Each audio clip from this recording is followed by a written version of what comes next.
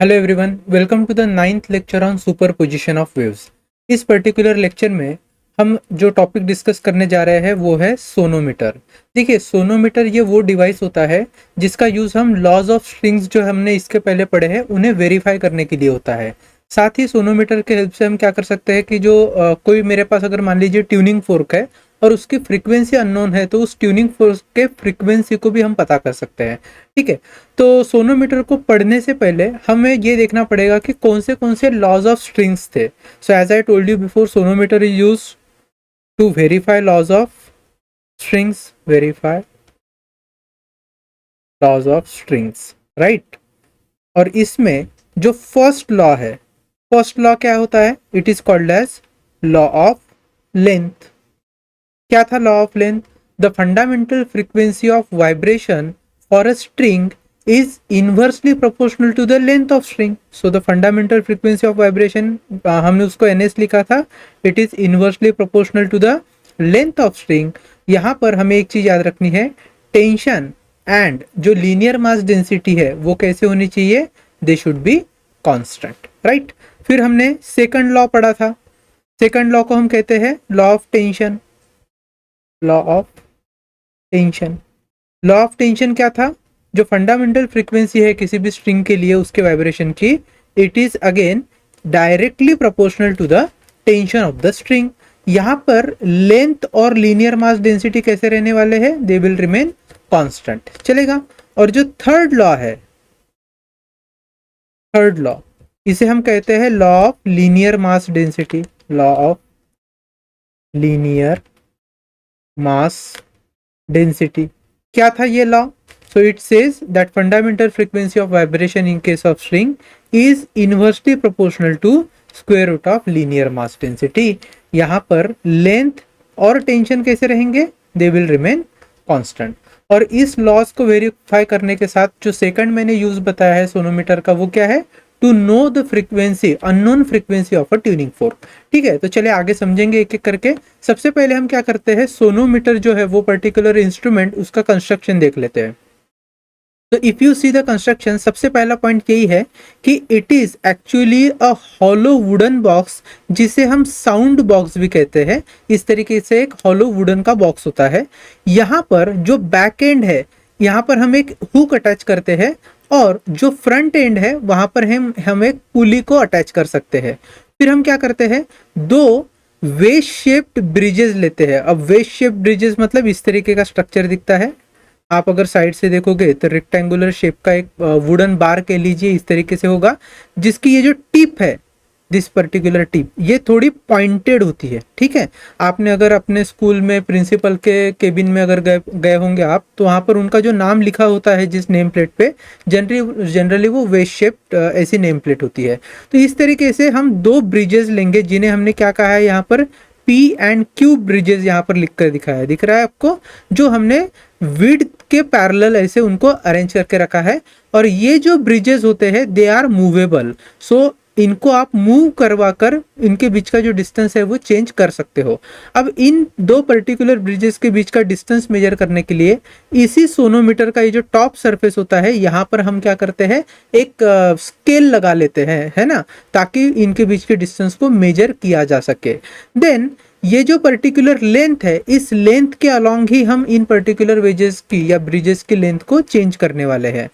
जैसे कि आपने देखा स्टार्टिंग में, मतलब इसके जो फ्रंट फेस है वहां पर हमने एक पुली अटैच किया है। हम क्या करते हैं, एक स्ट्रिंग या स्टील का या किसी और मटेरियल का कह लीजिए एक जो वायर होता है, उस वायर को पीछे हुक से अटैच करते हैं, and we make them pass over this bridges through this pulley. और जो वायर का एंड है, यहाँ एंड पर हम एक प्रोविजन रखते हैं जहां पर वेट्स को अटैच किया जाता है। अब बेसिकली वेट्स मतलब क्या होते हैं, तो मासेस होते हैं वेरियस वैल्यूज के या मैग्नीट्यूड के। उन मासेस को अगर हम एक्सेलरेशन ड्यू टू ग्रेविटी से मल्टीप्लाई कर देंगे तो ये बन जाता है weight, and this weight creates actually tension in the string. तो टेंशन इस पर्टिकुलर स्ट्रिंग में कितना रखना है, उसके रिक्वायरमेंट के हिसाब से हम वेट्स को ऐड या रिमूव कर सकते हैं। ठीक है, तो आई होप ये जो बेसिक सा कंस्ट्रक्शन है आपको समझ में आ गया होगा। तो 2 या 3 लाइन में आप कंस्ट्रक्शन लिख सकते हो। सबसे पहले, it is made up of hollow wooden box, ठीक। Then there are vase-shaped bridges which are arranged at the top surface, and these bridges are movable. Distance between them can be measured with the help of a scale along the length of our sonometer. Then we have a hook and the pulley arrangement through which a wire is passed over these bridges, and tension in the wire is provided by the weights. Weights are basically masses multiplying them by acceleration due to gravity. We create tension in the string, and tension can be variable. Depend upon the value of tension we can change the masses. ठीक है, तो ये था हमारा basic सा construction. अब working क्या होता है सोनोमीटर का? देखिए, सोनोमीटर के वर्किंग को समझने के लिए हमें प्रिंसिपल ऑफ रेजोनेंस समझना पड़ता है, क्योंकि ये जो पूरा वर्किंग है ये प्रिंसिपल ऑफ रेजोनेंस पर बेस्ड है. अब प्रिंसिपल ऑफ रेजोनेंस क्या होता है तो मैं आपको इन अ नटशेल समझाता हूं. देखो, मान लीजिए हमारे पास ये वायर है और ये हो गए ब्रिजेस. ठीक है, दीज आर टू ब्रिजेस जिनको मैंने नाम दिया था P एंड Q. आगे हमने क्या किया, इस पर सर्टन टेंशन अप्लाई कर दिया है by applying some masses. So this is my value of tension. ना होता क्या है, ये जो पर्टिकुलर स्ट्रिंग है ना, this string acts like a string tied in between two rigid support. जहां पर रिजिड सपोर्ट का जो रोल है वो कौन प्ले करने वाले हैं? This bridges P and Q play करने वाले हैं. और जो लेंथ ऑफ स्ट्रिंग होगी that is basically the length between two bridges होगी. ठीक है, अब देखो प्रिंसिपल ऑफ रेजोनेंस कैसे आता है पिक्चर में. तो हमें क्या करना पड़ता है, इस सोनोमीटर पर कोई भी अगर एक्सपेरिमेंट परफॉर्म करना है तो ये जो length in between this two bridges है, मतलब लेंथ ऑफ स्ट्रिंग है, यहाँ पर डिस्टर्बेंस क्रिएट करना पड़ता है. अब जब हम डिस्टर्बेंस क्रिएट करेंगे तो जानते हैं एक प्रोग्रेसिव वेव फॉर्म होती है, and that progressive wave when reaches to the rigid end again it gets reflect और stationary wave form. Due to that loops can be observed on that particular string. But how this disturbance is created, that is again due to resonance. What happens in resonance, suppose I have a tuning fork. तो मेरे पास इस तरीके से मान लीजिए एक tuning fork है जिसके ये जो प्रॉन्ग्स होते हैं, ये जो प्रॉन्ग्स है they can vibrate inside and outside, and that creates vibration due to tuning fork. अब ये जो ट्यूनिंग फोर्क के वाइब्रेशन है वो कॉम्प्रेशन, रेयरफैक्शन, कॉम्प्रेशन, रेयरफैक्शन के फॉर्म में एयर में ट्रैवल होते हैं. यही vibration these are made to incident upon the string. और अगर ऐसा हुआ कि इस पर्टिकुलर स्ट्रिंग की जो फ्रीक्वेंसी है उसका कोई भी हार्मोनिक्स अगर इस पर्टिकुलर ट्यूनिंग फोर्क के साथ मैच हो जाएगा तो स्ट्रिंग पर ट्रांसवर्स वेव प्रोड्यूस होगी जो आगे चल के स्टेशनरी वेव्स बनाने वाली है. ठीक है, आपको आ रहा है क्या समझ में? अब रेजोनेंस क्या होगा, तो मान लीजिए हमारा ये जो ट्यूनिंग फोर्क है इसकी फ्रीक्वेंसी है n.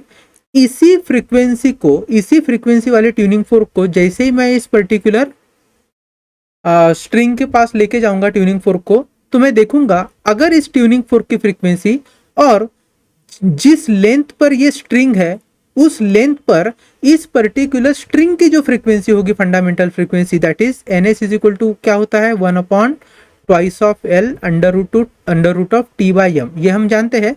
तो किसी पर्टिकुलर लेंथ के लिए, मान लीजिए इस पर्टिकुलर लेंथ के लिए अगर ns फ्रीक्वेंसी है इस पर्टिकुलर स्ट्रिंग की, और वो ns की वैल्यू और इस ट्यूनिंग फोर्क के फ्रीक्वेंसी की वैल्यू अगर वो मैच हो जाती है तो हम देख पाएंगे कि this particular string it vibrates with maximum amplitude. वो क्या करती है, मैक्सिमम एम्पलीट्यूड के साथ ऐसी वाइब्रेट होने लगती है, और बीच में क्या देखने को मिलता है हमें, antinode. So this vibration of string with the maximum amplitude when its frequency और fundamental frequency matches with the frequency of tuning fork, that part is known as resonance. तो on the basis of resonance only ये particular experiment काम करेगा. अब ये आगे इसमें कौन से स्टेप्स इन्वॉल्व है ये जब हम अलग अलग लॉस को वेरीफाई करेंगे ना स्ट्रिंग के, तब समझ में आ जाएगा. बट यहाँ पर फ्रीक्वेंसी और उसके कारण जो रेजोनेंस प्रोड्यूस होने वाला है वो चीज क्या है आपको समझ में आई हो, ऐसे मुझे लगता है. अब आगे बढ़ते हैं और एक्चुअल वर्किंग को देखते हैं. तो जैसे मैंने कहा इसका जो वर्किंग है it is based upon principle of resonance. अब एक्चुअली ये काम कैसे करता है देख लेते हैं. मान लीजिए मैंने इस पर्टिकुलर स्ट्रिंग को स्ट्रेच करके रखा है और कुछ सर्टन वेट्स या कुछ सर्टन मासेस यहाँ पर लगाकर टेंशन की वैल्यू को फिक्स कर दिया है. हमारे पास ऑलरेडी इस पूरे स्ट्रिंग का मास और लेंथ की वैल्यूज होंगी जहां से हम लीनियर मास डेंसिटी को कैलकुलेट कर लेंगे. अब मेरे पास लीनियर मास डेंसिटी और टेंशन मान लीजिए दोनों ही वैल्यू अवेलेबल है और इन्हें फिलहाल मैं कांस्टेंट रखता हूं, चलेगा.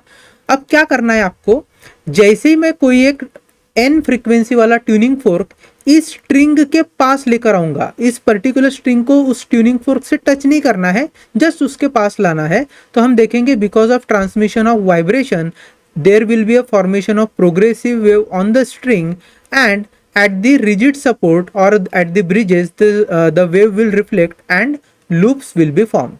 अब यहाँ पर क्या होता है, कितने लूप फॉर्म हो रहे हैं, या फिर हमारे जो पर्टिकुलर स्ट्रिंग है क्या वो मैक्सिमम एम्पलीट्यूड से वाइब्रेट हो रही है at the instance of resonance, इसे चेक करने के लिए हम क्या करते हैं, पेपर राइडर का यूज करते हैं। पेपर राइडर क्या होता है, तो बेसिकली एक छोटा सा कागज का टुकड़ा है, इस पर्टिकुलर टुकड़े को हम ऐसे मोड़ के यहाँ इस पर्टिकुलर सोनोमीटर की जो स्ट्रिंग है उसके मिडल में लाकर रख देते हैं। मिडल में मतलब किसके मिडल में, in between this two bridges. Now when the frequency of tuning fork matches with fundamental frequency of this string and how that fundamental frequency के साथ मैच होगा, तो जैसे मैं ट्यूनिंग फोर्क को लाऊंगा इनिशियली हो सकता है ये वाइब्रेट ना करे, लेकिन मैं क्या करूंगा, इन ब्रिजेस की लेंथ को मॉडिफाई करूंगा। कभी हो सकता है लेंथ को कम करके देखूं, कभी थोड़ा सा बढ़ा के देखूं, लेकिन at one particular length for some value of tension and some value of linear mass density, मुझे पता है एक पर्टिकुलर वैल्यू मुझे मिल जाएगी किसकी, फंडामेंटल फ्रीक्वेंसी ऑफ स्ट्रिंग की, and for that value I will B observing one complete loop produced in between the two bridges and when the loop is form, जो middle part है वहां पर क्या form होता है, anti node, and because of formation of anti node ये जो paper rider है it will fall, that paper rider will fall, and that is how I will be verifying various laws by considering this working. ठीक है, तो चलो अगर मुझे working में कुछ स्टेप्स लिखना है तो सबसे पहले स्टेप्स क्या होगा, हमें क्या करना है, let's measure mass and length of string, या जो वायर है वो measure mass and length of string and calculate linear mass density, इसको हम ऐसे कैलकुलेट कर लेंगे। Let T be the tension, T क्या हो जाएगा, tension in string due to attached weights.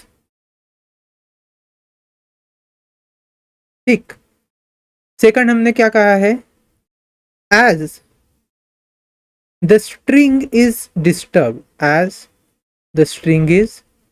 Disturbed by a tuning fork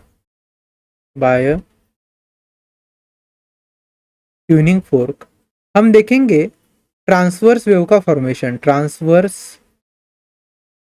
wave will be formed and it's reflection from bridges creates stationary waves.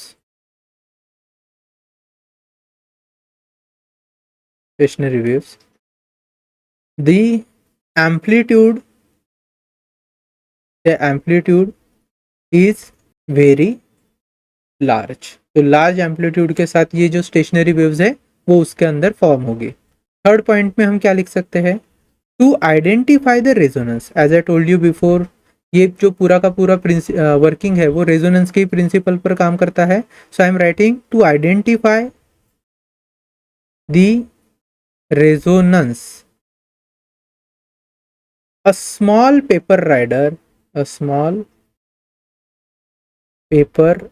rider is placed at middle of string,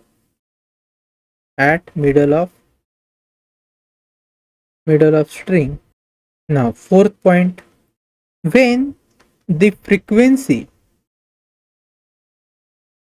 of tuning fork matches with fundamental frequency of string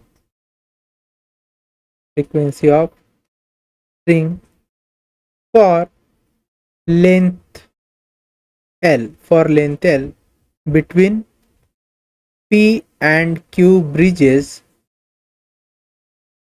between P and Q bridges, the resonance will happen. The resonance will be happen or will be observed. The resonance will be observed, due to which a paper rider placed at middle of string, placed at middle of string would fly.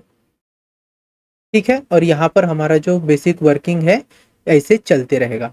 Now first thing first, अब हम क्या करेंगे, यहाँ पर इस sonometer में laws of string को verify करते हैं. उसमें जो सबसे पहला लॉ है वो है law of length. Law of length says the fundamental frequency of vibration for a string is inversely proportional to length. तो यहाँ पर हम बोल सकते हैं भैया फंडामेंटल फ्रीक्वेंसी एंड लेंथ का जो प्रोडक्ट है वो क्या रहेगा, कांस्टेंट रहेगा.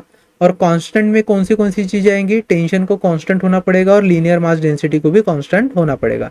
अब सबसे पहले देख लेते हैं लॉ ऑफ लेंथ को कैसे वेरीफाई करना है. सपोज हम क्या करेंगे, यहाँ पे ये जो वेट्स है उनमें एक पर्टिकुलर जो वैल्यू है मासेस की उन्हें अटैच कर लेंगे और उसके बाद में इन वेट्स को नहीं छेड़ने वाले हैं. तो एक बार हमने वेट्स को ऐड कर लिया, एक सुटेबल क्वांटिटी ऑफ वेट्स होते हैं जिन्हें हम पहले ही ऐड कर लेते हैं ताकि ये जो पर्टिकुलर स्ट्रिंग है वो सफिशिएंटली टेंशन से एक स्ट्रेच हो जाए. ठीक है, बहुत कम भी नहीं होने चाहिए वेट्स और बहुत ज़्यादा भी नहीं होने चाहिए, तो सफिशिएंटली टेंशन आना चाहिए इसके ऊपर. नाउ लीनियर मास डेंसिटी तो हमने पहले ही मेजर करके रखा है और वो इस पर्टिकुलर स्ट्रिंग के लिए कांस्टेंट है. तो दोनों चीज़ें हो गई भैया, linear mass density and tension constant हो गया. अब आगे क्या करना है, तो लॉ ऑफ लेंथ को वेरीफाई करने के लिए हम क्या करेंगे, अलग अलग फ्रीक्वेंसी का यूज़ करेंगे और अलग अलग फ्रीक्वेंसी के कारण इस पर्टिकुलर स्ट्रिंग पर अलग अलग लेंथ पे हम फंडामेंटल फ्रीक्वेंसी को जनरेट करवाएंगे. तो मान लीजिए जब से सबसे पहले मैं क्या कर लेता हूँ, एक ट्यूनिंग फोर्क ले रहा हूँ. Suppose I have a tuning fork, मेरे पास ये एक ट्यूनिंग फोर्क है जिसकी फ्रीक्वेंसी है N1. अब इस ट्यूनिंग फोर्क को जो है मैं इस स्ट्रिंग के पास लेकर आऊंगा ऐसे, तो क्या होगा, स्ट्रिंग ना थोड़ी थोड़ी वाइब्रेट होती हुई दिखेगी. अब हो सकता है कि इसमें इनिशियली आपको कोई लूप ना दिखाई दे, तो हमें क्या करना पड़ेगा, we have to change the length of string by moving this bridges P and Q across the length of sonometer. तो let's say for certain length L1, हो सकता है N1 फ्रीक्वेंसी के लिए एक सर्टन लेंथ L1 मुझे ऐसी मिली है where this particular string vibrates with maximum amplitude. इस तरीके से एक लूप फॉर्म हो जाता है और मैं देखता हूँ कि पेपर राइडर जो इसके ऊपर रखा था it will fly of. So I will be taking note of that length for the frequency N1. तो मेरे पास N1 और L1 की वैल्यू आ चुकी है. अब मैं क्या करता हूँ, एक दूसरा ट्यूनिंग फोर्क लेता हूँ जिसकी फ्रीक्वेंसी है N2. फिर से उस ट्यूनिंग फोर्क को इस वायर के पास लाता हूँ और जैसे ही मैं देखता हूँ कि यहाँ पर वाइब्रेशंस नहीं आ रहे हैं, तो what I will be doing is I will be simply changing the distance between P and Q. अब मान लो N2 की वैल्यू अगर N1 से ज़्यादा होगी और N इन्वर्सली प्रोपोर्शनल होता है L के साथ, तो हम कह सकते हैं भैया अगर N की वैल्यू बढ़ रही है तो L की वैल्यू क्या होगी. तो नेक्स्ट टाइम मुझे P और Q के बीच का जो डिस्टेंस है वो कम करना पड़ेगा अगर मेरा N2 मतलब जो ट्यूनिंग फोर्क है उसकी frequency is greater than initial frequency. तो इस तरीके से मान लीजिए हम लेंथ को चेंज करवाते जाएंगे and at one particular value of length that is L2 I will get resonance where the paper rider will again fly off. Now फिर मैं एक थर्ड ट्यूनिंग फोर्क लेकर आता हूँ जिसकी नोन फ्रीक्वेंसी N3 है. फिर से उसको यहाँ पर क्या करवाऊंगा, नियर द वायर लेकर आऊंगा. हमारा टेंशन और लीनियर मास डेंसिटी अब भी कांस्टेंट है. By changing the length in between bridges P and Q, length of the string can be change and for certain length से L3 मुझे फिर से रेजोनेंस देखने को मिलेगा और इस तरीके से मैं N4, L4, N5, L5 भी नोट डाउन करते जाऊंगा. तो ऐसे मान लीजिए 5-6 मेरे पास सेट ऑफ मेजरमेंट्स आ चुके हैं. अब आगे क्या करना है, तो जैसे मैंने कहा लॉ ऑफ लेंथ को वेरीफाई करने के लिए सबसे पहले में हमने N1 L1, then second instance में N2 L2, थर्ड इंस्टेंस में N3 L3 ऐसे डेटा सेट जमा कर लिए हैं. ठीक, ऐसे डेटा सेट जमा कर लिए. अब मैं क्या करता हूँ, इनके डेटा का यूज करके ऐसा मुझे पता चलता है कि N1 L1 का जो प्रोडक्ट है it comes out to be equal as N2 L2। तो N1 और L1 की वैल्यू को मल्टीप्लाई कर दूंगा, जो वैल्यू मिलेगी वही वैल्यू कितनी होगी, product of N2 L2 would be equal to product of N3 L3 and so on. So I can say this particular products they remain constant. तो N1 L1 की वैल्यू N2 L2 की value सारी value same है, तो I can से भैया N into L, इनका जो प्रोडक्ट है वही क्या होना चाहिए, फिर कांस्टेंट होना चाहिए। अगर मैंने टेंशन और लीनियर मास डेंसिटी को कांस्टेंट रख के ये एक्सपेरिमेंट किया है तो यहां से हमें पता चलता है if n multiplied by l is constant, therefore n is equal to constant upon l।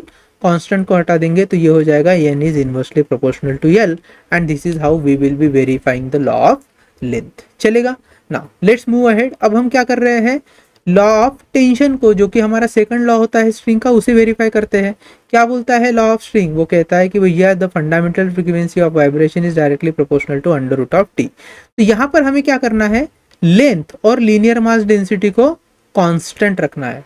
तो कैसे कांस्टेंट रखेंगे, तो आते हैं फिर से लौट कर हमारे इस पर्टिकुलर सोनोमीटर के पास। अब हम क्या करेंगे, मान लेते हैं P और Q के बीच में एक सर्टन लेंथ मैंने फिक्स कर ली है। हो सकता है मान लो कि वो 50 सेंटीमीटर है। तो P और Q के बीच के लेंथ को हमने फिक्स किया है।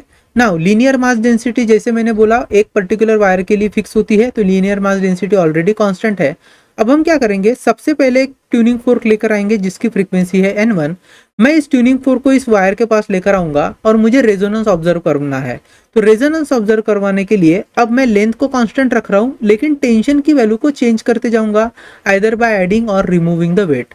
तो ऐसे होगा कि at one particular value of tension which is nothing but product of mass into acceleration due to gravity, at that particular length which was fixed earlier, this particular string will try to vibrate with maximum amplitude. इसका मतलब होगा कि यहाँ पे resonance आ चुका है and at resonance, हम जानते हैं रेजोनेंस में क्या होता है, पार्टिकल की जो फ्रीक्वेंसी है, नेचुरल फ्रीक्वेंसी या फंडामेंटल फ्रीक्वेंसी कह लीजिए, और ड्राइविंग फ्रीक्वेंसी, जो ट्यूनिंग फोर्क मेरा ड्राइवर है इसकी फ्रीक्वेंसी मैच हो जाएगी। तो यहाँ पर हमें इस तरीके से लूप देखने को मिलेगा।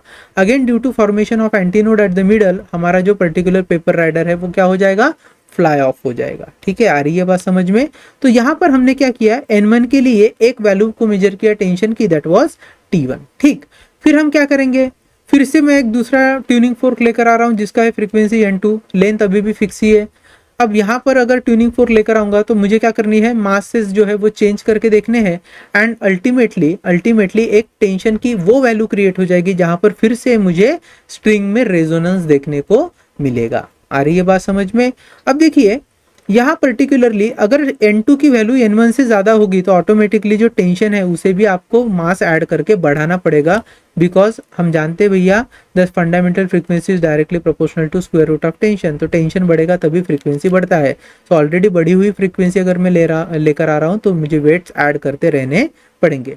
तो सपोज कि T2 वैल्यू पे N2 फ्रीक्वेंसी के साथ अगर ये स्ट्रिंग रेजोनेंस परफॉर्म करेगी तो मेरे पास ये दो इंफॉर्मेशन अब अवेलेबल है। उसी तरीके से N3 वाले फ्रीक्वेंसी वाले ट्यूनिंग फोर्क को अगर मैं इस वायर के पास लेकर आता हूँ तो मुझे टेंशन की वैल्यू को बढ़ाना पड़ेगा। अगर N3 ज़्यादा है तो टेंशन बढ़ाना पड़ेगा, N3 अगर कम है तो टेंशन को कम करना पड़ेगा। But for the third value, that is for third value of tension, I have value of frequency with me where the resonance has happened. तो चलो अब इसका करेंगे क्या, तो यहाँ पे देख लो मैं लिख रहा हूँ। फर्स्ट सेट ऑफ इंफॉर्मेशन क्या है मेरे पास, frequency of tuning fork N1 and with regard to that I have a value of tension T1। यहाँ पर हमने length and linear mass density को कैसे रखा था, कांस्टेंट। फिर मैंने सेकंड टाइम एक्सपेरिमेंट परफॉर्म किया तो N2 T2, third time would be N3 T3, fourth time would be N4 T4, fifth time it is N5 T5। ऐसे मल्टीपल एक्सपेरिमेंटल वैल्यूज मिलेंगे। अब यहां से मैं एक ऑब्जर्वेशन देख पाता हूं, क्या होता है अगर N1 divided by root times of T1 आप कर लो तो इसका जो सम है सॉल्व करने के बाद जो वैल्यू आपको मिलती है it is exactly equal to N2 upon under root of T2, it is exactly equal to N3 upon under root of T3 and so on. So this will become constant, and if N upon root T is constant, N upon root T मतलब square root of tension in the string is constant, then I can say कि N is directly proportional to under root of T, and this is how we will verify the law of tension. Third क्या है भैया? Law of linear mass density which we called it as third law of string. Law of linear mass density के case में यहाँ पर experiment में क्या करते हैं, तो सबसे पहले हम यहाँ पर अलग अलग ट्यूनिंग फोर्क नहीं यूज करते हैं, एक ही ट्यूनिंग फोर्क को यूज करेंगे जिसकी फ्रीक्वेंसी होगी n. तो मान लीजिए मैंने एक ट्यूनिंग फोर्क लिया, देखो यहाँ पर मैंने एक ट्यूनिंग फोर्क लिया है, इस ट्यूनिंग फोर्क की फ्रीक्वेंसी है n. ठीक, यहां हम क्या करेंगे, इस पर्टिकुलर स्ट्रिंग के एंड में जो वेट्स लगे हैं उनकी भी वेट्स की भी वैल्यू फिक्स कर देते हैं, ताकि इस पर्टिकुलर स्ट्रिंग का टेंशन जो है वो कम ना हो या बदले नहीं. तो जो टेंशन की वैल्यू मैंने अप्लाई की है वो है टी. अब हम क्या करेंगे, यहां देखिए ध्यान से इस क्वेश्चन को समझने के लिए, ये वेरिफिकेशन को समझने के लिए अब हम यहां पर लेंथ को थोड़ा सा वेरी कर पाएंगे. हालांकि law of linear mass density ये कहता है कि लेंथ और टेंशन क्या होने चाहिए, कांस्टेंट होने चाहिए, तब frequency is inversely proportional to under root of linear mass density होता है, बराबर है. लेकिन चूंकि इसे हम एक्सपेरिमेंटली प्रूव करने वाले हैं, तो यहाँ पे प्रोसीजर इंपॉर्टेंट है, और प्रोसीजर के हिसाब से आप एक ही ट्यूनिंग फोर्क ले रहे हो जिसका है फ्रीक्वेंसी n, और उस समय आपने टेंशन की वैल्यू तो फिक्स कर दी. ठीक, अब ये जो पहला वायर आप लोगे जिस पर मैं एक्सपेरिमेंट करने वाला हूं, इसकी लीनियर मास डेंसिटी को हम लिख रहे हैं m1. ठीक है, so my m1 is linear mass density for that particular wire. Secondly मैं क्या करूंगा, यहां पर ये जो पर्टिकुलर ट्यूनिंग फोर्क है it will be bring back near to the wire, and जो डिस्टर्बेंस है उसे ट्रेवल करवाऊंगा स्ट्रिंग में. ठीक है, और मैं देखता हूं कि adjusting the length in between PQ for some length L1, for some length L1 for that particular wire which has linear mass density m1, there is a formation of stationary wave at this string. और जैसे ही stationary wave form होगी, paper rider fly होगा, and we will have 4 values, frequency, tension, linear mass density for that particular wire and length L1. अब मुझे second set of information चाहिए, उसके लिए मैं क्या करूंगा, एक नया वायर लेकर आऊंगा, और अब इस पुराने वायर को हटा के उस पर्टिकुलर वायर को हम इसके ऊपर रखेंगे, और पहले जितना टेंशन मेंटेन किया था थ्रू वेट्स, उतना ही टेंशन अब भी मेंटेन करेंगे. नाउ सेम ट्यूनिंग फोर्क होगा, और इस ट्यूनिंग फोर्क को पास लाएंगे, तो यहाँ पे बदला क्या है, सिर्फ वायर बदली है, और वायर अगर बदल गई तो ऑटोमेटिकली लीनियर मास डेंसिटी भी चेंज हो जाएगी. So again frequency is constant, this frequency of tuning fork is constant because same tuning fork is being used. Secondly हम क्या करेंगे, यहां पर हम टेंशन को भी कांस्टेंट रखने वाले हैं by not altering the weights और masses at the end of the string. अब देखिए वायर बदली है, नई वायर अगर मैं ले रहा हूं तो उसका जो मास और लेंथ है उसके हिसाब से हम लीनियर मास डेंसिटी m2 को कैलकुलेट कर सकते हैं. तो अब मेरे पास m2 की भी वैल्यू है. For that value of m2, जब मैं इस ट्यूनिंग फोर्क को इस स्ट्रिंग के पास लेकर जाऊंगा, and I need to see resonance, तो रेजोनेंस देखने के लिए मैं फिर से क्या करता हूँ, P और Q, ये जो ब्रिजेस है इनको मूव करता हूँ. Because of the movement of bridges the length of the string will change, and at one particular length से L2 I can see resonance has happened, and paper rider जो है वो फ्लाई ऑफ हो चुका है.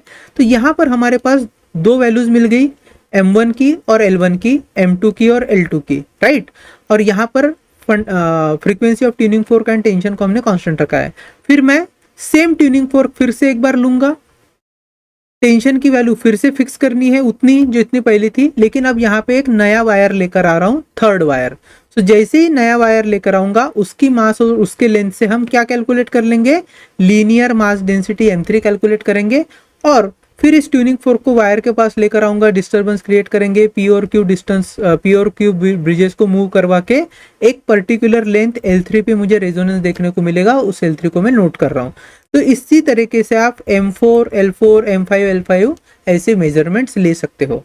अब इनका करना क्या है, तो आकर देखते हैं इसमें law of linear mass density में. यस, तो यहाँ पे हम देखेंगे कि जो पहले n फ्रीक्वेंसी है, टेंशन T है, m1 और L1 की वैल्यू अगर मेरे पास है, तो L1 multiplied by under root of m1, इसकी जो वैल्यू होगी it will be exactly equal to second set of information, जहां पे फ्रीक्वेंसी n है, टेंशन सेम T है, लेकिन सेकंड वायर का linear mass density m2 and length L2. So that particular product of this product of L1 under root of M1, it is exactly equal to L2 under root of M2. ठीक है, इतनी ही उसकी value आएगी।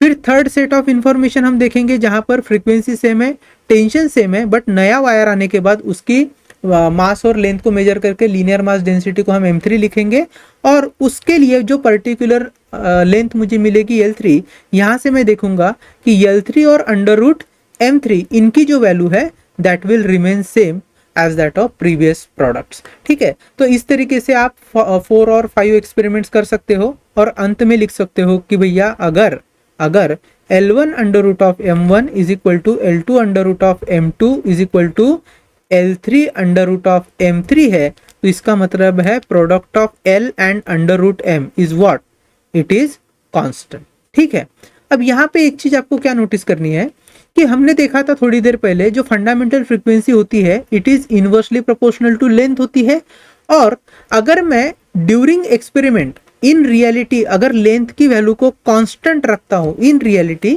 Length की value को constant रखता हूं, tension भी कांस्टेंट रखता हूं, तो उस केस में हमने देखने को मिलता है कि जो फंडामेंटल फ्रीक्वेंसी होती है उस पर्टिकुलर स्ट्रिंग की it is also inversely proportional to linear mass density.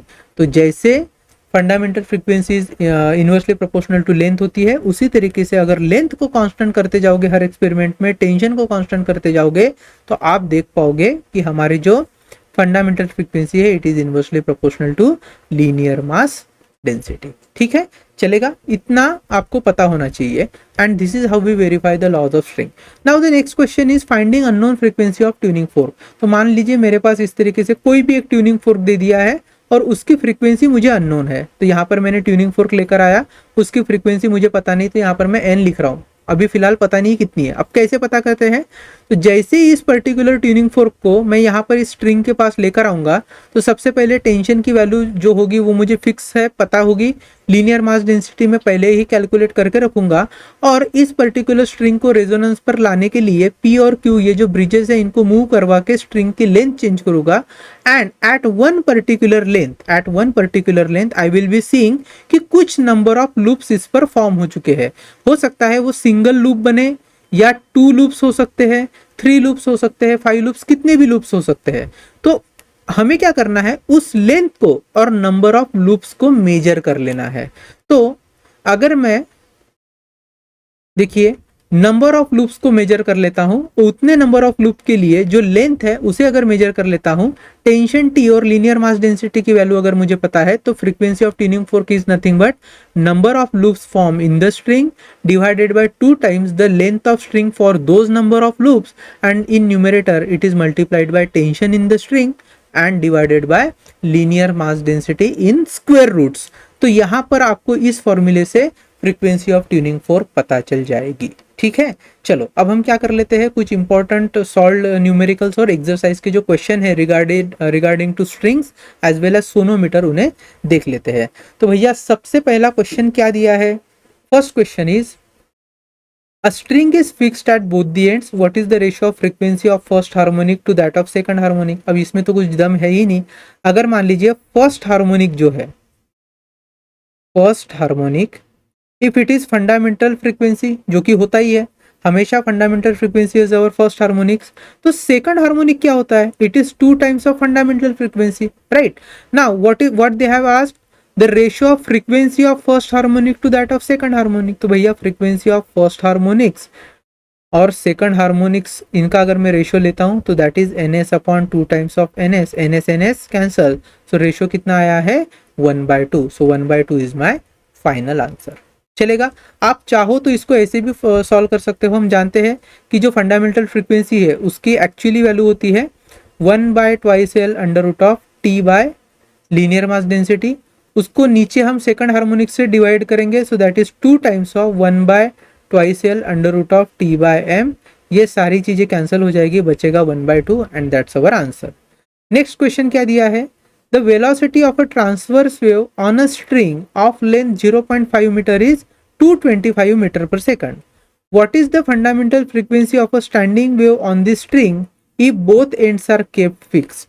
Secondly, while this string is vibrating in the fundamental harmonic, what is the wavelength of sound produced in the air if the velocity of sound in air is 330 metre per second.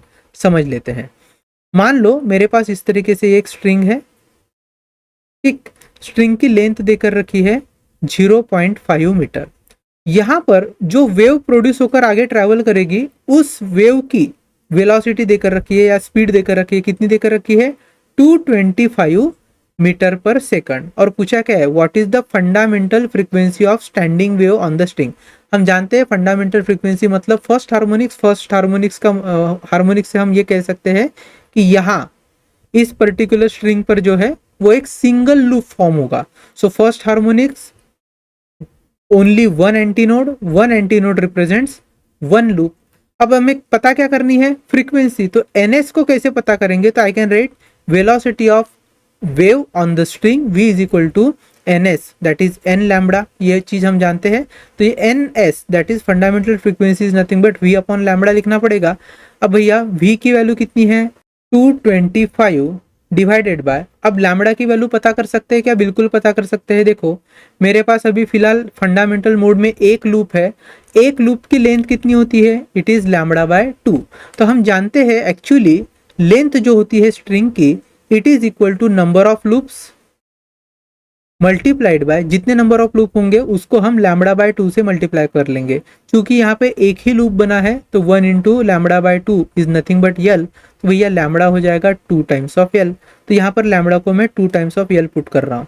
तो जैसे मैं 2 times of L put कर लूंगा ये हो जाएगा fundamental frequency is equal to 225 divided by 2 into length is 0.5 metre, that means 225 divided by 1। तो fundamental frequency कितनी निकल कर आई है 225 हर्ट्स, 225 हर्ट्स। अब सेकंड क्या दिया है, while the string is vibrating in the fundamental harmonic, मतलब यहाँ पर जो स्ट्रिंग है वो एक ही लूप को फॉर्म करके वाइब्रेट हो रहा है। आपको पूछा है what is the wavelength of sound produce in the air when velocity of sound is 330 metre per second. तो देख लो हम जानते हैं वेलोसिटी ऑफ साउंड अगर पता करना है so v of sound is equal to frequency of sound wave multiplied by wavelength of sound wave, ऐसा लिखना पड़ेगा because v is nothing but n into lambda. अब v ऑफ साउंड उन्होंने देकर रखा है 330 metre per second, lambda of sound पता करना है, ठीक। तो हमें किसकी वैल्यू और पता होनी चाहिए, फ्रीक्वेंसी ऑफ साउंड। अब फ्रीक्वेंसी ऑफ साउंड क्या होता है, तो एक्चुअली जब ये पर्टिकुलर लूप इस पर्टिकुलर लूप के साथ स्ट्रिंग वाइब्रेट करती है तो स्ट्रिंग के वाइब्रेशन की फ्रीक्वेंसी ही उसके ऊपर जो एयर के मॉलिक्यूल्स होंगे या आजू बाजू जो एयर के मॉलिक्यूल्स होंगे उन मॉलिक्यूल्स को भी सेम फ्रीक्वेंसी के साथ वाइब्रेट करवाया जाता है। और मॉलिक्यूल्स का वाइब्रेशन, एयर के मॉलिक्यूल्स का जो वाइब्रेशन है वही तो हमारे लिए साउंड होता है। तो हम कह सकते हैं भैया the fundamental frequency of string is nothing but frequency of sound wave, so which would be 225।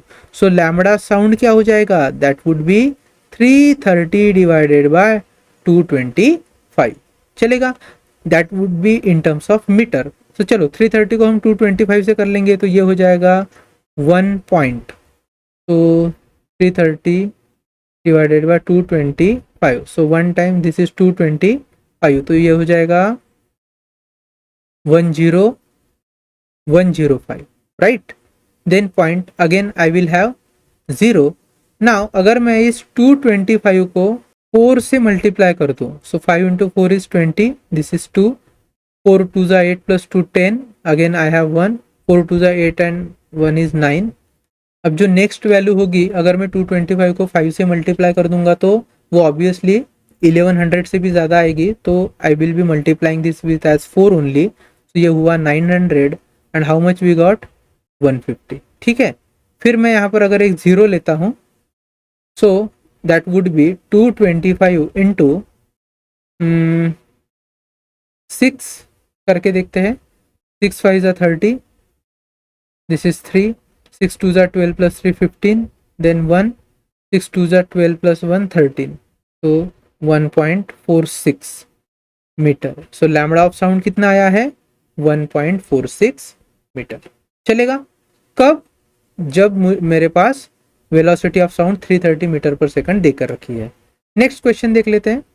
A string 105 centimetre long is fixed at one end, the other end of the string is moved up and down with the frequency of 15 hertz. A stationary wave produced in the string consists of 3 loops. Calculate the speed of progressive wave which have produced the stationary wave in the string. अब देखो इस question को ना दो तरीके से समझना पड़ेगा। पहले तो जो आपका टेक्स्ट बुक मेथड है जो उन्होंने देकर रखी है मैं उस तरीके से समझाता हूँ, फिर उसमें एक और क्या पॉसिबिलिटी है उसे भी हम देखेंगे। तो देखो मान लो मेरे पास इस तरीके से एक स्ट्रिंग है जिसका एक ही एंड फिक्स है, और हम जानते हैं जो एंड फिक्स होता है स्ट्रिंग का वहां पर नोड्स फॉर्म होते हैं। जो दूसरा उसका फ्री एंड है, यहाँ ये जो फ्री एंड है वो देखिए, the other end of string is moved up and down with the frequency of 15 hertz. तो यहाँ इस एंड को मैं जैसे ही अप एंड डाउन मूव करूंगा so I will be getting the frequency of 15 hertz. तो 15 हर्ट्ज वाले फ्रीक्वेंसी से इसको हम वाइब्रेट करवा रहे हैं। और स्ट्रिंग की लेंथ देकर रखी है, लेंथ कितनी देकर रखी थी 105 सेंटीमीटर, दैट इज 1.05 मीटर। अब आगे क्या बोला है, a stationary wave produce in the string consist of 3 loops. अब 3 लूप्स बोले हैं तो इस तरीके से एक लूप, दूसरा लूप, और मैं यहाँ पर 3 लूप ऐसे ड्रॉ कर रहा हूँ। लेकिन एक्चुअली होता क्या है, ये जो एंड फ्री है ना वहां पर हमेशा एंटी नोड बनता है। अब इन्होंने ऐसी कंडीशन बोली नहीं है एंटी नोड वाली, इसलिए मैं नहीं ले रहा हूं, लेकिन यहाँ पर एंटी नोड बनने के कारण जो नंबर ऑफ लूप्स फॉर्म होंगे 3 अंदर की दिशा में फॉर्म हो सकते हैं, और एक हाफ लूप जो है वो एक्स्ट्रा क्रिएट होना चाहिए जो कि यहाँ पे नहीं दिखाया है। तो यहाँ जो एक्स्ट्रा हाफ लूप आएगा वो हम नेक्स्ट क्वेश्चन में डिस्कस करेंगे, यही मैं आपसे समझाना चाहता था। एनीवे तो 3 लूप अगर बन चुके हैं तो क्या लेंथ को मैं लैम्बडा के फॉर्म में लिख सकता हूँ? कैसे? Length is nothing but number of loop divided by lambda by 2। एक लूप की लेंथ कितनी होती है? Lambda by 2। So L is nothing but 3 times of lambda by 2। तो भैया लैम्बडा कितना हो गया? Twice of L divided by 3 हो गया। पूछा है calculate the speed of progressive wave. हम लोग जानते हैं v is nothing but n lambda, N की वैल्यू है 15, लैम्बडा की वैल्यू आ गई twice of L divided by 3 and this is the v। तो चलो v इज इक्वल टू 3 1 जा 3, 3 5 जा 15, सो 5 इंटू 2 इंटू लेंथ कितनी है भैया 1.05, so 5 into 2 is 10, 10 into 1.05 is 10.5 metre per second. This is the speed of the wave which will be formed and then after reflecting back it will produce as stationary waves। चलेगा। अब ये जो next question है ना exercise का 19th question, इसमें देखो क्या बोला है, a string 1 metre long is fixed at one end, the other end is moved up and down with the frequency of 15 hertz. Due to this stationary wave is formed and 4 complete loops are gets produced on the string. Find the speed of the progressive wave which produces the stationary wave।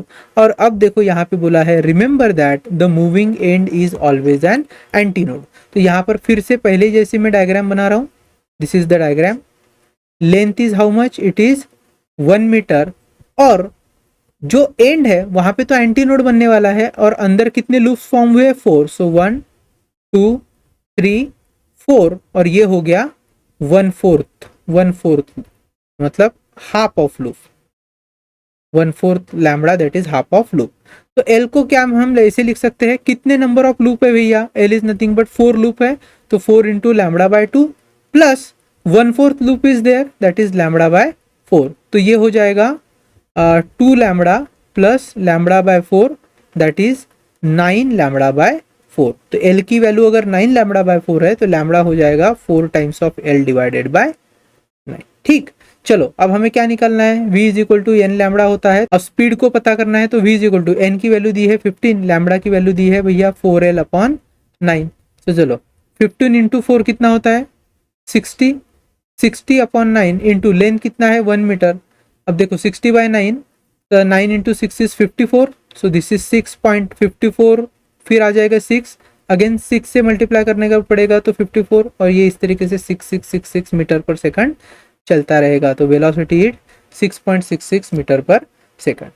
Next क्या दिया है, ये हमारे exercise के जो first question है उसका objective question है। A standing wave is produced on a string fixed at one and with other and free, the length of string is. यहाँ पे ध्यान से देखो, मेरे पास इस तरीके से मान लीजिए स्ट्रिंग है और इस पर स्टैंडिंग वेव प्रोड्यूस होने वाले हैं। स्टैंडिंग वेव कितने भी प्रोड्यूस हो, एंड में क्या फॉर्म होगा, एंटी नोड फॉर्म होगा, इसको हमें याद रखना है। तो अगर मान लीजिए मैं फंडामेंटल मोड ऑफ वाइब्रेशन की बात करूं पहले टाइम में, तो लेंथ जो है that length will be equivalent to, the length will be equivalent to lambda by 4। ठीक है, अब देखिए इस पर अगर मैं और next mode of vibration check करना चाहूँ तो क्या हो जाएगा, एंड पर तो एंटी नोड है, बीच में आप एक आधा नोड डाल दो तो ये इस तरीके से दिखेगा मुझे, राइट, इस तरीके से कुछ दिखेगा। यहाँ पर लेंथ क्या होगा, one loop that is λ/2 plus λ/4। अगर आप ये करते हो so that would be 6 λ/8 which is 3/4 times of lambda. तो यल कितना मिला है, 3/4 लैम्बडा। इनिशियली कितना मिला था, λ/4। नाउ नेक्स्ट क्या करो, और एक पॉसिबिलिटी देखते हैं। अंदर मान लीजिए मैं दो स्टेशनरी लूप बना रहा हूं और हमारे पास एक क्या है, 1/2 लूप है। तो length would be equal to lambda plus λ/4। तो this comes out to be 5 λ/4। L कितना आया, 5 λ/4। और अगर नेक्स्ट करूंगा तो इस तरीके से जैसे ऐड करते जाऊंगा, 3 लूप एंड 1/2 लूप करूंगा तो मुझे एल की वैल्यू मिलेगी 7 टाइम्स ऑफ λ/4। तो इसका मतलब है जो आपकी लेंथ होती है it is actually 1 multiple 3 multiple 5 multiple 7 multiple, मतलब ऑड मल्टीपल होती है। आगे उन्होंने बोला है the length of string must be an odd integral multiple of λ/4 which is the correct option.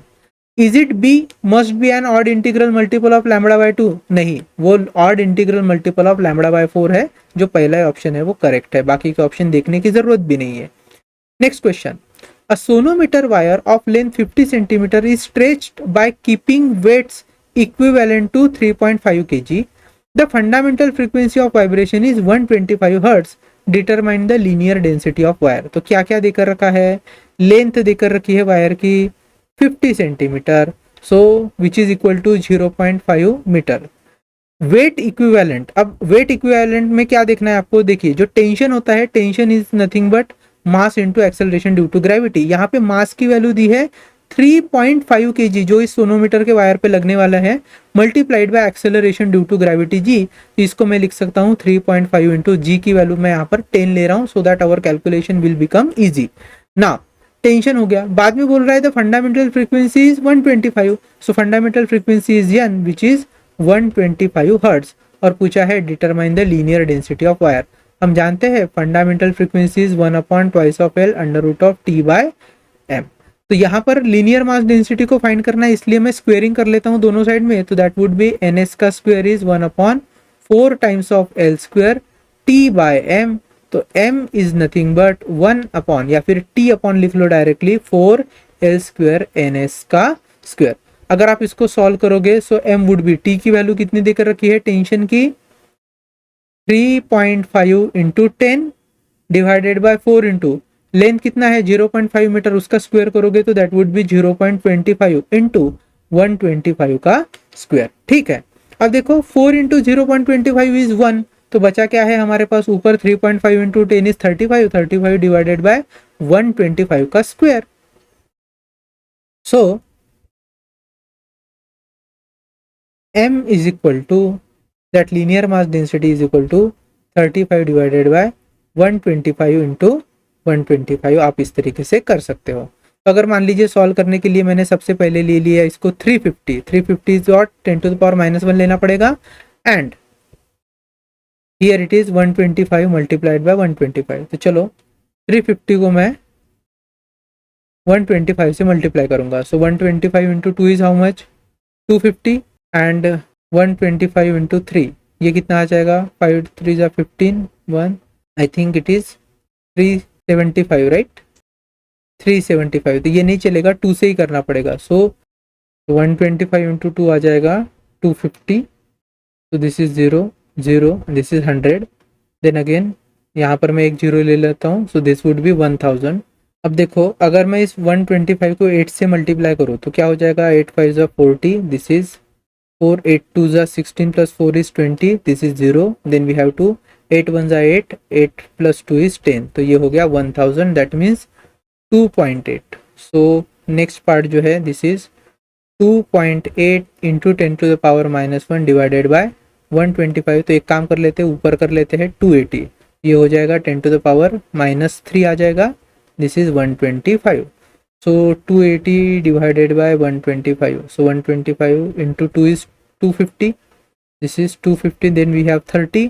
Point लेना पड़ेगा 0. So 125 into 3 अगर करता हूँ so 3 से तो बात नहीं बनेगी, 2 ही लेना पड़ेगा। सो 250 आ जाएगा ये, ठीक है। तो again we will have 50 here, then 0, तो 125 इंटू 4 से अगर करता हूँ तो दैट वुड बी 500, राइट। सो 4 5 जा 20, दिस इज 2, 4 2 जा 8 प्लस 2 10, 4 1 जा 4 and 1 500, सो 2.2। तो कितना आंसर मिला है हमें, linear mass density 2.24 into 10⁻³ kg per metre, this is the answer of linear mass density, ठीक है। चलो नेक्स्ट बढ़ते हैं। Two wires of same material and the same cross section are stretched on a sonometer in succession. Length of one wire is 60 centimeter and that of other wire is 30 centimeter. Unknown load is applied to the first wire and second wire is loaded with 1.5 kg. If both the wire vibrate with same fundamental frequency, calculate the unknown load. पहली बात, दोनों जो wires है वो same cross section वाले wires है। मान लीजिए ये फर्स्ट वायर हो गया, यहाँ पर मैं एक सेकंड दूसरा वायर निकाल रहा हूँ, दोनों का मटेरियल सेम है, क्रॉस सेक्शन सेम है, लेकिन लेंथ अलग अलग है। पहले की लेंथ L1 देकर रखी है 60 सेंटीमीटर, दैट इज 0.6 मीटर, और L2 देकर रखा है 30 सेंटीमीटर विच इज 0.3 मीटर। पहले वायर पर जो उन्होंने टेंशन अप्लाई किया होगा सोनोमीटर में, उसके लिए जो वेट या मास अटैच किया है, जो लोड अटैच किया है, उसके बारे में उन्होंने क्या बोला है, अननोन लोड है। तो अननोन लोड को मैं m कंसिडर कर लेता हूं, मास को, multiplied by acceleration due to gravity g will become tension T1। और जो दूसरा वायर है उसको उन्होंने क्या बोला है, second wire is loaded with 1.5 kg। तो जो दूसरा वायर है उसका मास है 1.5 kg multiplied by acceleration due to gravity g, तो ये हो जाएगी टेंशन T2 की वैल्यू। थर्डली उन्होंने क्या बोला है, both have same fundamental frequency. तो पहले वायर की अगर फंडामेंटल फ्रीक्वेंसी को मैं NS1 लिख रहा हूं, तो दूसरे वायर की फंडामेंटल फ्रीक्वेंसी को NS2 लिख सकता हूं। स्ट्रिंग के फंडामेंटल फ्रीक्वेंसी के लिए ये एब्रिविएशन हमने यूज किया था। अब देखिए फंडामेंटल फ्रीक्वेंसी का फॉर्मूला क्या होता है for string, it is 1/2 of L under root of tension divided by linear mass density. First wire का टेंशन T1 है, लेंथ L1 है, इज इक्वल टू ये हो जाएगा 1 times of 2 times of L2 upon T2 upon linear mass density M।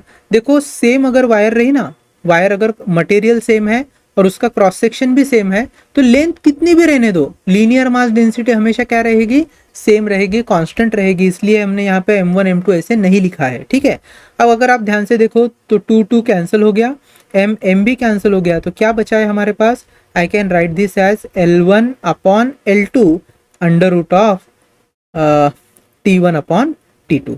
चलो L1 is 0.6, L2 is 0.3, तो this is nothing but 6/3, तो ये हो जाएगा भैया 2/1, ठीक है। यहाँ पर तो क्लियर हो गया। बचता है अंदर में T1 upon T2। T1 is what, m mass multiplied by acceleration due to gravity.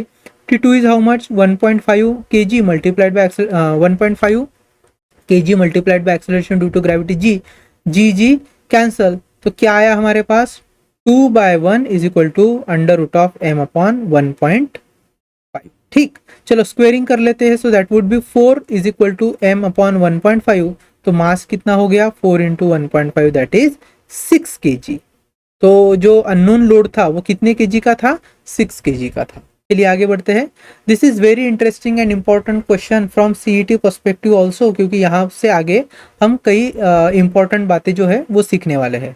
देखिए, a wire has a linear density of 4 into 10⁻³ kg per metre.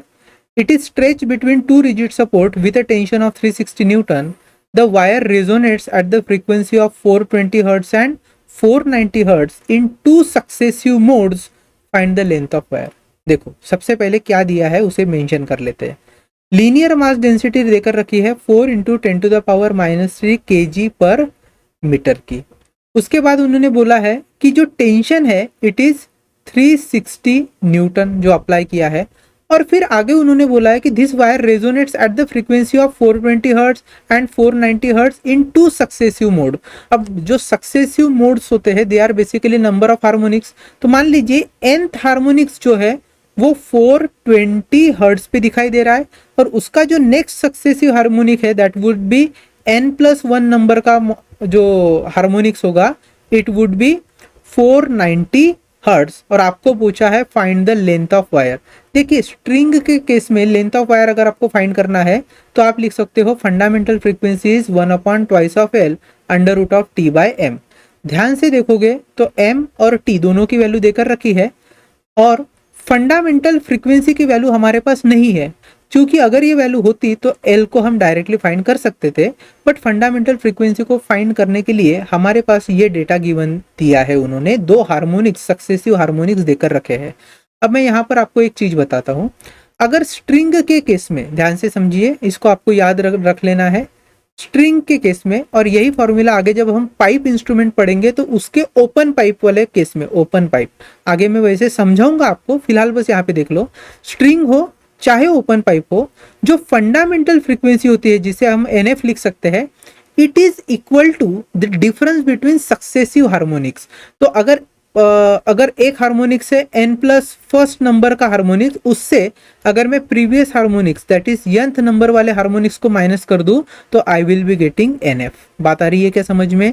इस तरीके से हम फंडामेंटल फ्रीक्वेंसी को फाइंड कर सकते हैं। तो यहाँ पे देखिए nth नंबर का हार्मोनिक्स 420 पे है, n+1 नंबर का हार्मोनिक्स 490 पे है, तो भैया फंडामेंटल फ्रीक्वेंसी NS क्या हो जाएगी? 490 minus 420, 490 minus 420 and that is my 70 hertz, that is 70 hertz. तो यहाँ पर मैं लिख रहा हूँ 70 is equal to 1/2 times of L under root of, tension is how much? It is 360 divided by linear mass density is 4 × 10⁻³ अब देखो इसको इजी कर सकते हैं।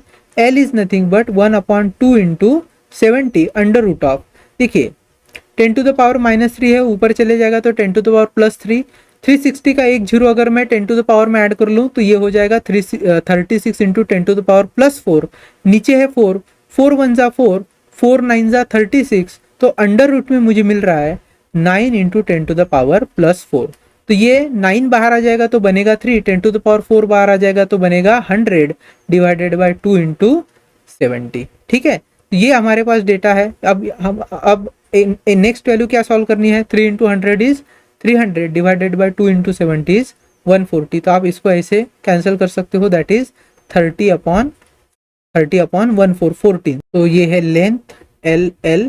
हाँ चलो 30/14 अगर करेंगे तो 14 2 जा 28, फिर आ जाएगा पॉइंट, फिर बचता है हमारे पास 2 दैट इज 0, 14 1 जा 14, वी विल हैव 6 6 0, 14 4 56, फिर आएगा अगेन 4 0। तो इसके आगे हम नहीं जाते हैं, so I am writing length is around 2.14 metre. तो आंसर कितना आया भैया? Length of wire is 2.14 metre. चलो, तो ये जो नई बात थी उसको हमने सीख लिया है। अब कुछ इंपॉर्टेंट क्वेश्चन है एक्सरसाइज के, उन्हें हम देख लेते हैं और फिर हम पाइप इंस्ट्रूमेंट्स पर जाएंगे। तो चलो देख लेते हैं क्या क्वेश्चन है। 2 wires of same material and same cross section are stretch on a sonometer. देखो मटेरियल भी सेम है, क्रॉस सेक्शन भी सेम है, तो इररिस्पेक्टिव ऑफ लेंथ्स जो लीनियर मास डेंसिटी होती है वो कैसी रहेगी? Constant. So I am writing linear mass density for both wire will be constant. Next फिर क्या बोला है?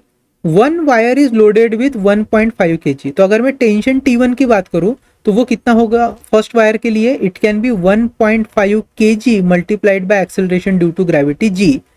और बोला है and another is loaded with 6 kg। तो अगर मैं T2 की बात करूं सेकंड वायर पर आने वाले टेंशन की, तो वो होगा 6 multiplied by acceleration due to gravity G। फिर क्या बोला है? The vibrating length of first wire is 60 centimetre. तो L1 की वैल्यू देकर रखी है 60 सेंटीमीटर, इसको चाहो तो आप मीटर में कर सकते हो 0.6 metre. Next, and its fundamental frequency of vibration is same as that of second wire. मतलब फर्स्ट वायर की अगर फंडामेंटल फ्रीक्वेंसी को मैं NS1 लिखता हूं तो this will be equal to fundamental frequency of second wire NS2। अब हमें यह पता है कि फंडामेंटल फ्रीक्वेंसी का जो फॉर्मूला होता है for string it is 1/2 of L under root of T by M होता है। तो फर्स्ट वायर के लिए that would be 1/2 times of L1 under root of T1 upon linear mass density same है तो मैंने M लिख लिया। Here it is equal to 1/2 times of L2 under root of T2 upon linear mass density M। चलो linear mass density cancel, 2 भी कैंसल, तो ये हो जाएगा L1 upon L2 is equal to under root of, ये आ जाएगा T1 अपॉन T2। ठीक, चलो अब T1 और T2 की वैल्यू है हमारे पास। T1 is 1.5 G, T2 is 6 G, so under root of 1.5 G divided by 6 times of G। L1 is 60 centimetre. अब ये रेशो है तो मैं सेंटीमीटर में रख रहा हूं, तो 60 अपॉन L2। देखो G G cancel, 1.5 into 4, right, it is 6, तो ये हो गया 1/4। So I can write 60 upon L2 is equal to under root of 1/4। 4 बाहर आ जाएगा, that would be 1/2। So it would be 60 into 2, that is L2। तो भैया L2 की वैल्यू हो गई 120 centimetre, which is nothing but 1.2 metre. ठीक है, so this is my answer, and actually answer भी 1.2 मीटर ही है, विच इज करेक्ट हियर। चलो आगे बढ़ लेते हैं। क्या बोला है? A violin string vibrates with fundamental frequency of 440 hertz. तो स्ट्रिंग की फंडामेंटल फ्रीक्वेंसी देकर रखी है 440 हर्ट्ज। देन आगे क्या बोला है? What are the frequencies of first and second overtone. अब जानते हैं हम लोग first overtone in case of string is actually second harmonics, और सेकंड हार्मोनिक्स क्या होता है? 2 times the fundamental frequency, which would be 2 into 440, that is 880 hertz. ठीक है, ये फर्स्ट पार्ट हो गया। देन सेकंड ओवरटोन पूछा है भैया। Second overtone is what? Third harmonics, which is 3 times of fundamental frequency, 3 into 440, ये आ जाएगा 1320। ठीक है, सो इतना इजी था, इसमें कुछ नहीं है सॉल्व करने लायक। आपको बस फर्स्ट ओवरटोन और सेकंड ओवरटोन क्या होते हैं इन केस ऑफ स्ट्रिंग ये पता होना चाहिए, बाकी चीजें is easy. Next question, a sonometer wire of length 0.5 meter is stretched by a weight of 5 kg. The fundamental frequency of vibration is 100 Hz. Calculate the linear density of wire. अब देखो कितना easy है। बोला है wire की length L is 0.5 metre, और sonometer wire में actually वो वायर किस तरह बिहेव करती है? It acts like a wire stretch in between 2 rigid support. अब आगे क्या बोला है? It is stretch by the weight of 5 kg। तो अगर मैं टेंशन की बात करूं तो tension is nothing but mass into acceleration due to gravity, and mass is given as 5 kg। So 5 multiplied by acceleration due to gravity, G मैं लिख रहा हूं, जी की वैल्यू हम 10 ले सकते हैं या 9.81, जो आप चाहो। नेक्स्ट क्या बोला है? The fundamental frequency of vibration is 100 hertz. तो एन की वैल्यू देकर रखी है, एनएस की वैल्यू 100 हर्ट्ज। बोला है कैलकुलेट लीनियर डेंसिटी। तो हमें पता है NS is 1/2 of L under root of T by M. So m की वैल्यू को फाइंड करने के लिए हमें स्क्वायर लेना पड़ेगा। N S square is 1/4l square into T divided by M. So I am writing m is nothing but 1/4l square, fundamental frequency का square, और ऊपर आ जाएगा t। तो चलो फाइंड कर लेते हैं फट से। I am writing here m is equal to what is the value of t? 5 into acceleration due to gravity को मैं 10 ले रहा हूँ। ये जो g है ना, इस g की वैल्यू को मैंने 10 मीटर पर सेकंड कंसिडर कर ली है। तो 5 इंटू 10 डिवाइडेड बाय 4। लेंथ कितना है भैया? 0.5 मीटर। 0.5 मीटर का स्क्वायर हो जाएगा 0.25, और हम जानते हैं 4 इंटू 0.25 विल बी 1, तो ये एलिमिनेट कर सकते हैं। बाद में वी हैव फंडामेंटल फ्रीक्वेंसी का स्क्वायर, तो 100 का स्क्वायर होता है 10 to the power 4, because 100 is 10 to the power 2, उसका स्क्वायर हो गया 10 टू द पावर 4। तो यहाँ पे देखिए 10 टू द पावर 4 ऊपर चले जाएगा तो it will become -4। So I will have 5 into 10 to the power 1 into 10 to the power -4। So I will be having 5 into 10 to the power -3 kg per metre cube. Answer कितना दिया है? 4.9 into 10 to the power -3 kg per metre होता है ना। हाँ, 10 to the power minus. अच्छा एक काम कर लो, अगर आप g की वैल्यू को 9.81 रखोगे, कितना? 9.81, तो your answer would be 4.9 into 10 to the power -3। ठीक है, चलिए आगे बढ़ते हैं। नेक्स्ट क्या दिया है? The string of guitar is 80 centimetre long and has a fundamental frequency of 112 hertz. तो लेंथ देकर रखी है 80 centimetre which is 0.8 metre, where fundamental frequency for that string is given how much? It is 112 hertz. Next, if a guitarist wishes to produce a frequency of 160 hertz, अब string वही है लेकिन उसे क्या करना है? 160 hertz की फ्रीक्वेंसी बनानी है। तो इसको मैं लिखता हूं NS2, पहले को लिख लेंगे NS1, तो NS2 उसे क्रिएट करना है 160 हर्ट्ज का, तो वो बोल रहा है where should the person press the string, मतलब इस पर्टिकुलर स्ट्रिंग में अगर वो 80 सेंटीमीटर की थी तो कहाँ पे पुश करना प्रेस करना पड़ेगा ताकि फ्रीक्वेंसी 160 हर्ट्ज हो जाए। अब देखिए पहले फ्रीक्वेंसी थी 112 हर्ट्ज, अब फ्रीक्वेंसी बढ़ी है, जब फ्रीक्वेंसी बढ़ती है तो लेंथ को क्या होना पड़ेगा, कम होना पड़ेगा। तो हो सकता है out of this 80 centimetre that particular guitarist will press the string somewhere here, तो जो नई लेंथ बचेगी L2 उतनी लेंथ पे उसको प्रेस करना है, ऐसे हम बोल सकते हैं। तो कैसे फाइंड करेंगे, बड़ा सिंपल है, सेम स्ट्रिंग है तो यहाँ पर relation N1 L1 is equal to N2 L2 का यूज कर सकते हैं, because N is inversely proportional to L होता है, where tension and linear mass density should be constant. और यहाँ पे लीनियर मास डेंसिटी तो कांस्टेंट है ही, और गिटार की जो स्ट्रिंग होती है जिसको अगर आप एक बार टाइट कर लोगे तो उस पर्टिकुलर टाइटनेस के लिए उसका जो टेंशन है वो भी फिक्स हो जाता है। तो टेंशन भी कांस्टेंट है, लीनियर मास डेंसिटी भी कांस्टेंट है, तो डायरेक्टली मैं यहाँ पर N इंटू एल को कांस्टेंट ले सकता हूँ और इस हिसाब से रिलेशन निकल कर आया है N1 L1 is equal to N2 L2। N1 is 112 into L1 is 80 और 0.8 whatever, N2 is how much 160, तो L2 कितना होगा, है ना। सो चलो कर लेते हैं, 81 जा 80, 82 जा 160, 2 1 जा 2, आणि इसको अगर 112 को 2 से डिवाइड कर सकते हैं तो ये आ जाएगा 56। तो भैया L2 is how much 56 centimetre, तो from one end it should be at 56 centimetre अगर मुझे L2 की वैल्यू फाइंड करनी है। कभी कभी मान लीजिए यही अगर क्वेश्चन CET का होता और आपको ऑप्शन 56 नहीं दिया होता, तो ऑप्शन में मान लीजिए A B C D ऐसे ऑप्शन देकर रखे हैं, तो A की वैल्यू होती है 10, B की वैल्यू होती है 20, मान लो C की वैल्यू होती है 14, D की वैल्यू होती है 16, तो क्या करना पड़ता है, तो अदर एंड से ये डिस्टेंस को मेजर करना पड़ता। सो 80 माइनस अगर आप 56 कर लेते हो तो कितना हो जाएगा 24, right. 80 minus 56, this is 4, this is 1, this is 24, तो एक ऑप्शन होता मान लीजिए C 24 का, तो हम 24 वाले ऑप्शन को मार्क कर सकते थे। फिलहाल तो यहाँ पे आंसर 56 सेंटीमीटर दिया ही है, which is our correct answer. तो सोनोमीटर से रिलेटेड सॉल्व एग्जांपल, उसका जो बेसिक यूज है जिस पर हमने लॉ ऑफ स्ट्रिंग्स वेरीफाई किए हैं वो पार्ट हमने देखा है। सॉल्व एग्जांपल के साथ साथ एक्सरसाइज के जो क्वेश्चन है उन्हें भी हमने देख लिया है। अब हम नेक्स्ट वीडियो में क्या करेंगे, पाइप इंस्ट्रूमेंट को कवर करेंगे, साथ ही साथ सोनोमीटर से रिलेटेड जो इंपॉर्टेंट CET के क्वेश्चंस है उन्हें भी डिस्कस करेंगे। तो मिलते हैं हमारे नेक्स्ट वीडियो में।